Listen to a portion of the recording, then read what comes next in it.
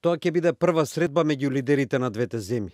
Тие до пред неколку месеци разменуваа жешка реторика поради обидите на Северна Кореја да дојде до нуклеарно оружје кое би можело да стигне до Соединетите држави, но тензиите од тогаш се смирија значително. And on June 12th in Singapore, I'll be meeting with Kim Jong-un to pursue a future of peace and security for the world, for the whole world.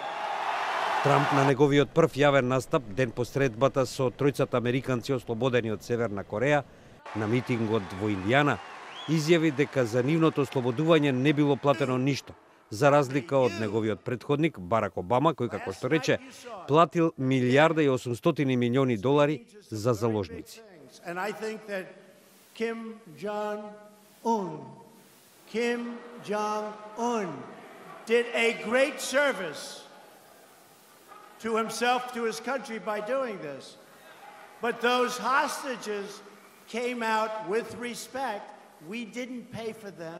Промената на тонот во односите меѓу Вашингтон и Пјонкјанг следуваше по големите тензии меѓу Трамп и Ким, откако лани Северна Кореја ја активираше својата најголема нуклеарна ракета.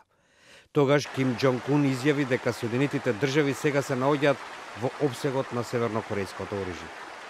미국 번터 전역이 우리의 핵 타격 사정권 안에 있으며 핵 단추가 내 사무실 책상 위에 항상 놓여 있다는 것. 이는 결코 위협이 아닌 현실임을 똑바로 알아야 합니다.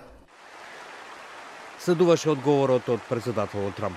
Korea best not make any more threats to the United States.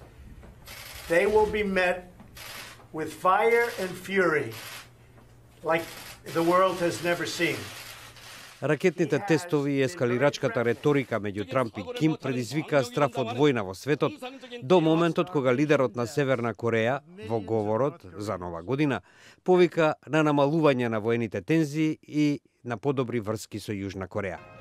Следуваа многу дипломатски посети и прекугранични размени кои доведоа до историска средба на лидерите на двете Кореи. Во рамките на тоа беше и пренесена пораката на Ким Джонг Ун за средба со Доналд Трамп и организирана посетата на Мајк Помпео, тогаш директор на ЦИА, а сега државен секретар на Пјонкјанг. Ким Джонг Ун веќе најави дека Северна Кореја ќе ги прекине ракетните тестови и ќе ја уништи својата единствена позната локација за нуклеарни проби.